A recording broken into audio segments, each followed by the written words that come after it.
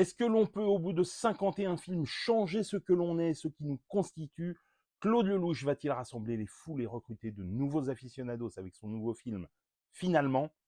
Et finalement, sera-t-il son dernier film? Je vous dis tout dans cette vidéo.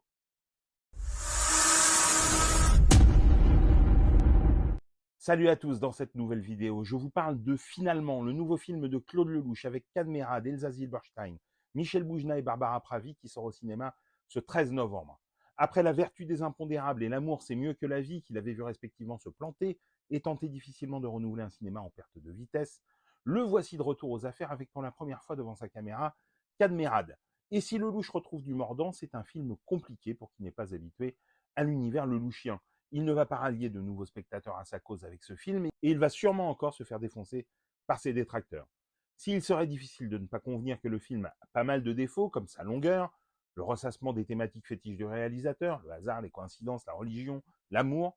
et si certaines scènes fonctionnent plus comme des pastilles en dehors de la fluidité narrative,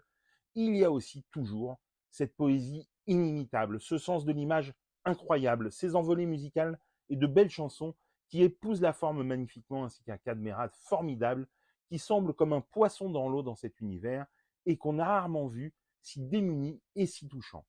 Finalement, comme le faisait déjà L'amour, c'est mieux que la vie, tutoie des œuvres ultérieures de Lelouch, il semble ici repartir dans le sillage du récit d'itinéraire d'un enfant gâté avec cet avocat qui décide de tout plaquer et qui part faire un tour de France, mais aussi avec La bonne année, avec ses personnages, enfants de Nino Ventura et de Françoise Fabian, qui reprend d'ailleurs son rôle. Autour de Cadmerade, les habitués comme Elsa Zilberstein, Sandrine Bonner, Marianne Denicourt, Michel Boujna croisent de nouveaux venus et surtout deux jeunes femmes qui tirent allègrement leur épingle du jeu, la chanteuse Barbara Pravi d'un naturel saisissant et la sociétaire de la comédie française Françoise Gillard qui s'avère extrêmement touchante.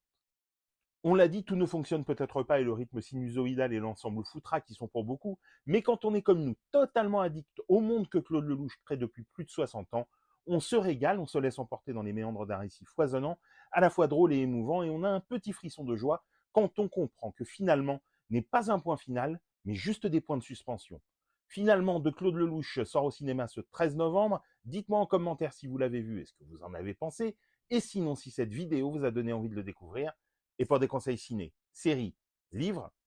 n'oublie pas de t'abonner.